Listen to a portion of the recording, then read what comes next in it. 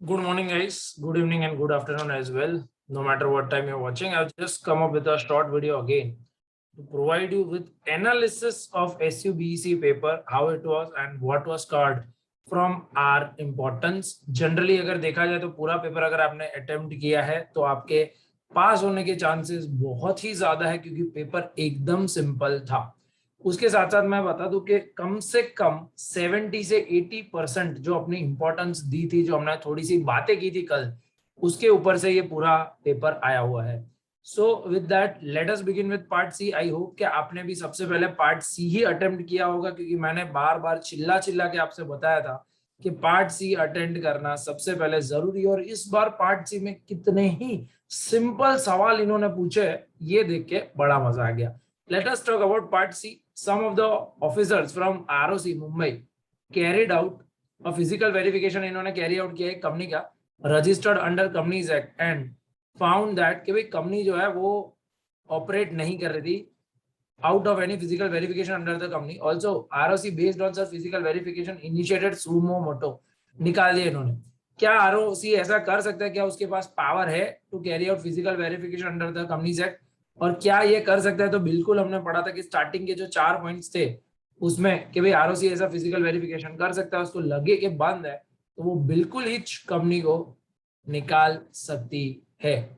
उसके बाद सिंपल आपसे ये पूछा गया कि सर ये फॉर्म्स के पर्पस बता दो। STK2 जब हम कंपनी को स्ट्राइक ऑफ करते तब भरते हैं, LLP का स्ट्राइक ऑफ करते तो हम फॉर्म 24, और MSC4 वो एक्टिव कंपनी करवाने के लिए डोरमेंट से एक्टिव में जब हम करते हैं तो जो एप्लीकेशन हम लोग करते हैं वो MSC4 में होती है।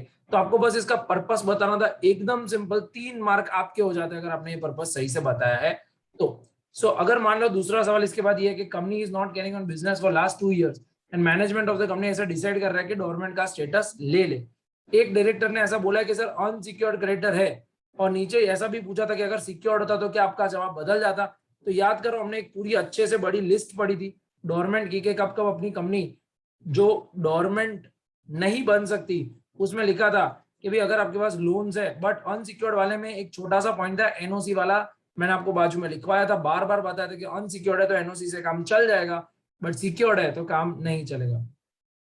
उसके बाद आपको सिर्फ इसको अपने सेक्शन 53 के हिसाब से जो अपना लिक्विडेशन वाला जो था अरेंज करना था रैंक वाइज, जो बखूबी आपने किया होगा कि पहले लिक्विडेशन कॉस्ट, वर्कमैन, फिर एम्प्लॉय आता है 12 महीने वाला। उसके बाद एक छोटा सा सवाल है कि भाई एक आधा डायरेक्टर ऐसा सजेस्ट कर रहा है कि हम लोग वाइंड अप कर दे कंपनी। बिल्कुल वाइंड अप कर सकते हो, हमको कोई प्रॉब्लम नहीं है। और सिंपली आप उसको वॉलंटरी वेंडिंग में ले जा सकते हो। आरओसी ने आपके साथ बहुत सारे स्ट्राइक ऑफ करने से पहले कंप्लायंसेस नहीं किए, तो आरओसी नोटिस भेजना और ये सारे कंप्लायंस आरओसी करने के लिए कंपलसरी। अगर आरओसी ने नहीं किया है तो आपका जो स्ट्राइक ऑफ होगा वो वैलिड नहीं होगा। आप एनसीएलटी में जा सकते हो। ऐसे हमने 2 केसेस देखे थे, ये उसमें से एक था, बड़ा सिंपल आपको पूछा गया था। फिर DHFL that is diamond housing home finance limited, एक housing finance company incorporated and fail to commence business. अब उसको आरओसी के पास रिमूव होना है। अब यहाँ पे एक सवाल ये आता है कि सर वो जो जिनके भी क्या होता है, जिनके भी रेगुलेटरी अथॉरिटीज के पास रजिस्टर्ड जो होता है उनको इन लोगों के एनओसी लेने पड़ते हैं। तो इन लोगों ने सिंपली अगर एनओसी ले लिया है तो बिल्कुल कर सकते हैं, और बाकी के भी आपको लिस्ट देने थे कि और किन किन को सर्टिफिकेट चाहिए। तो ये है तुम्हारा पार्ट सी, सिंपल छोटा सा। अगर आपने इसमें सब अटेम्प्ट किया है तो आपको बिना कोई टेंशन के आप पार्ट सी को कर पाए होंगे। एकदम सिंपल है, एकदम तरोताजा, मस्त सिंपल मार्क्स आपको यहाँ पे मिल गए होंगे। अब अगर पार्ट बी की हम लोग बात करें तो पार्ट बी में आपको सिंपली ऐसा पूछा था कि भाई इनको एक ट्रेड यूनियन बनाना है। उसमें आपको कुछ मैटर्स के लिए आपकी सिर्फ गाइडेंस मांगी थी कि यूनियन रजिस्टर हो सकता है कि नहीं, कितने मिनिमम लोग चाहिए आपको, उसके बाद डिस्क्वालीफाई कब हो सकते हैं, और रजिस्ट्रेशन आपका कैंसिल क्या हो सकता है। तो जो छोटे छोटे पॉइंट्स हमने ऑलरेडी डिस्कस किए थे वही आपको यहाँ पे लिखने थे।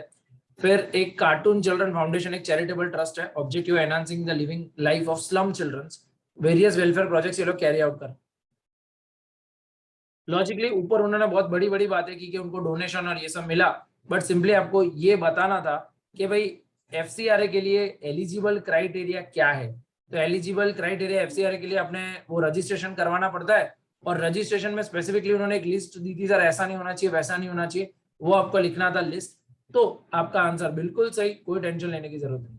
दूसरा यहाँ पे एक अपने सर है, उनको सिगरेट मैन्युफैक्चरिंग यूनिट डालना था, और बोल रहा है अपना फसाई में तो रजिस्ट्रेशन ले लिया, बट इंडस्ट्री में क्या लेना है, बोले बिल्कुल लेना है। हमने पढ़ा था कुछ ऐसी इंडस्ट्रीज होती है हजार्डियस इंडस्ट्रीज, उसमें टबाको भी आ जाता था। सिगारेट्स एंड टबैको इंडस्ट्रीज को मैन्युफैक्चरिंग लाइसेंस लेना पड़ता है, तो इनको भी लाइसेंस लेना पड़ेगा। Dilip would like to carry on business of manufacturing industrial chemicals and gases, और वो सोच रहा है कि भाई यार ये एयर प्रिवेंशन, याद करो कल हमने इंपॉर्टेंस में जो मैंने आपको बताया था वो एयर वाटर करके जाना, उसमें से ये एक सवाल है सीधा सा कि दिलीप को various requirement are to be complied with under the aforesaid act at the time of setting up industry. Industry setup करने के लिए उसको क्या क्या रिक्वायरमेंट है, जो अपने वहां पे प्यारी सी चेकलिस्ट के ऊपर जो चीज दी हुई थी कि इतना आपको कंप्लाई करना है कंसेंट वाला, वो सीधा छाप देना था बिना टेंशन के, आपको मार्क्स मिल जाएंगे। फिर अगर क्वेश्चन 4 की बात करें, 4 और 4 ऑप्शन में है, तो यहाँ पे आपको सिंपल एमएसएमई की डेफिनेशन पूछी हुई है और ऊपर वाला कवर हो रहा है कि नहीं कवर हो रहा है। याद रखना डेफिनेशन एमएसएमई की चेंज हो गई थी, मैंने बार बार बोला था कि एमएसएमई की डेफिनेशन करके जाना, एमएसएमई की डेफिनेशन इस बार जरूर आने वाली है। फिर हम लोग अगर एनबीएफसी की बात करें, तो ये लोगों को कहाँ कहाँ अपने आप को रजिस्टर करवाना है, कोई रेगुलेटरी अथॉरिटी है कि नहीं। मर्चेंट बैंकर बोले सेबी के पास जाएगा, वो सिंपली आपको लिख देना था कि कहाँ कहाँ ये रजिस्टर करना है। उसके बाद अगर हम लोग आगे जाए तो और एक इन्होंने सवाल पूछा भाई ईएसआई में, याद करो ईएसआई में मैंने आपको बताया था वो जो 21,000 और 25,000 की जो लिमिट है, उसमें जो फॉल होंगे उनको एम्प्लॉय कंसिडर किया जाएगा, बाकी के नहीं किया जाएगा। I hope you have attended that perfectly. फिर उसकी बात अगर हम लोग बात करें तो कॉन्ट्रैक्ट लेबर अबॉलिशमेंट एक्ट से एक छोटा सा सवाल है कि उनको क्या क्या वेलफेयर मेजर्स लेने चाहिए, जो हमने बात की थी। ज्योग्राफिक इंडिकेशन में याद करो बासमती चावल और हाफूज कैरी और ये सब हमने जो एग्जांपल्स लिए थे, सिंपली सीधे सीधे उन्होंने यहाँ पे वो डाल दिया है। उसके बाद 4A की अगर हम लोग बात करें तो फार्मासिस्ट को ड्रग लाइसेंस लेने में मिनिमम क्या रिक्वायरमेंट्स है, एरिया, एयर, वो फ्रिज लेने का, एक्सेट्रा चीजें जो हमने बात की थी कि मिनिमम कितनी रिक्वायरमेंट होनी चाहिए, बंदे का क्वालिफिकेशन क्या होना चाहिए, वो आपको यहाँ पे स्पेसिफाई करना था। फिर प्रताप एक सिविल इंजीनियर है, जिन्होंने यहाँ पे सीधा सवाल पूछा हुआ कि इन्होंने कुछ नया प्रिंसिपल डेवलप किया है, तो suitable IP that is patent यहाँ पे होगा जो आपको मेंशन करना है, और उसके सेलिएंट फीचर्स आपको मेंशन करने थे। याद करो अपना कल का वीडियो, उसमें सिंपली मैंने बताया था सेक्सुअल हरेसमेंट पे एक सवाल आ सकता है, जो मैंने बोला था आपको। अगर आपने वीडियो देखा हो तो आपको पता होगा कि इस पे आपको पढ़ के जाना था, सीधा सीधा सवाल यहाँ पे उन्होंने पूछ लिया है। फिर लाइफ इंश्योरेंस वो रजिस्ट्रेशन लेने की बात सिंपल ले सकते हैं। MGT2, MBP2 and SS7 chapter 14 याद करो, सिंपल चेकलिस्ट जो हम लोग बार बार रट के गए थे, सीधा रजिस्टर का सवाल यहाँ से आ गया।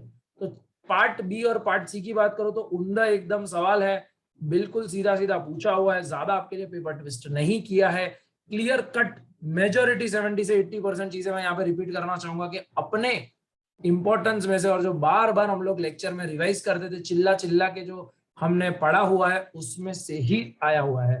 पार्ट ए की फिर से बात करूं तो एचयूएफ वाला सिंपल जो हम लोग याद करो मस्त एकदम पढ़े थे एचयूएफ के बारे में, और यहाँ पे आपको उसके टैक्सेशन बेनिफिट्स भी थोड़े पूछे गए हैं। निधि कंपनी ठोक ठोक के मैंने बोला था निधि कंपनी आएगा, उसमें से लोन उन्होंने सीधा सीधा आपको पूछ लिया है। उसके बाद सर एक प्राइवेट कंपनी में एम्प्लॉइज कम हो जाते हैं, भाई एम्प्लॉय अगर चला जाता है ऐड होता है, उसको मेंबर होने से कोई फर्क नहीं पड़ता। रीजन भी कि भाई जब वो एम्प्लॉयमेंट में था और हमने अगर मेंबर्स में उसको शेयर दिए थे तो वो मेंबर की डेफिनेशन में आता ही नहीं है, तो हमको टेंशन लेने की जरूरत नहीं है। पब्लिक कंपनी को 150 शेयर होल्डर्स है in total, in which 47 members, भाई 2 ही डायरेक्टर बचे तो भी आपको फटाफट से डायरेक्टर बढ़ाने पड़ेंगे, उसमें कोई दो राय नहीं है। फिर और एक आपको दिया हुआ है मैन्युफैक्चरिंग यूनिट वाला सिंपल सवाल, उसको अपना बिजनेस डाइवर्सिफाई करना है, तो चैप्टर 11 अगर आप याद कर सको कि ज्योग्राफिकली क्या क्या आपको चीजें नड़ सकती है, वही यहाँ पे उन्होंने स्पेसिफिकली मेंशन किया हुआ है, जो आप सीधा वहां पे छाप सकते हैं। उसके बाद हम लोग अगर 2A की बात करें तो 2 में उन्होंने पूछा हुआ है मेहता एलएलसी एक लिमिटेड लायबिलिटी कॉर्पोरेशन है, यूएसए में रजिस्टर्ड है, वो यहाँ पे बिजनेस कर रहे हैं ऑनलाइन ऑफलाइन किसी भी तरीके से आप बिजनेस करो चलता है, ठीक है। Explain whether is treated as a foreign company, बिल्कुल यहाँ पे आप गिना चाहोगे अगर यहाँ पे प्लेस ऑफ बिजनेस आपका ऑनलाइन प्रेजेंस हुआ फिर भी आपको कंप्लाई करना पड़ेगा।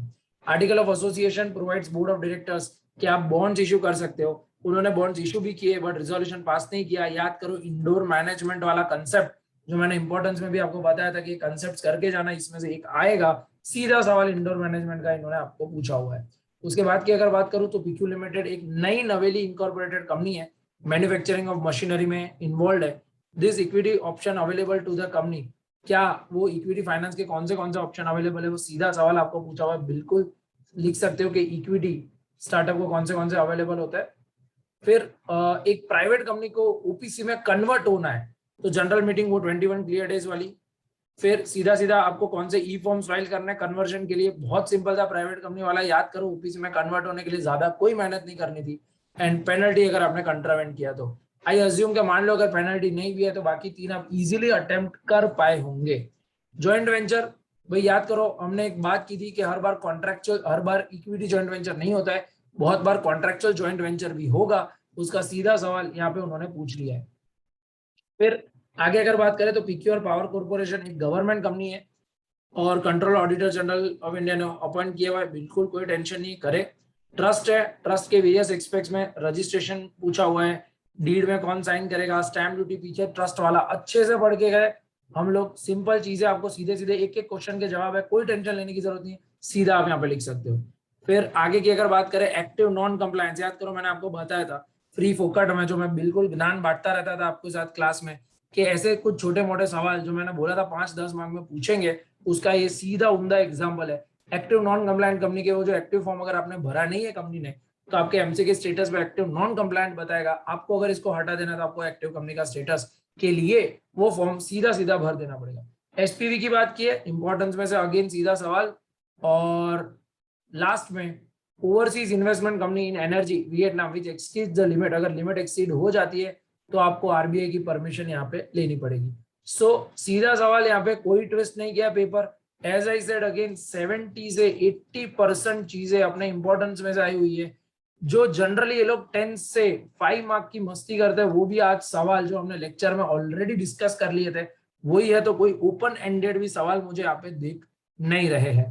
पार्ट सी और बी की अगर मैं बात करूं, बड़े ही simple question. Part A nonetheless फिर से उसमें कोई ऐसा तीर मारने वाली बात नहीं थी, एकदम सिंपल सवाल था, बिल्कुल हमने जो पढ़ा था वही है, कुछ नया नहीं है, जो डिस्कस था वही है, इंपॉर्टेंस करके गए हो, पेपर आपको सिंपल लगा होगा।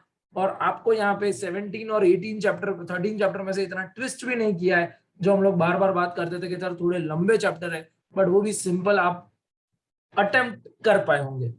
आज का यहाँ तक रखते हैं। I hope important was very helpful to you guys at the last moment. Thank you so much for watching this. Bye bye and have a nice day.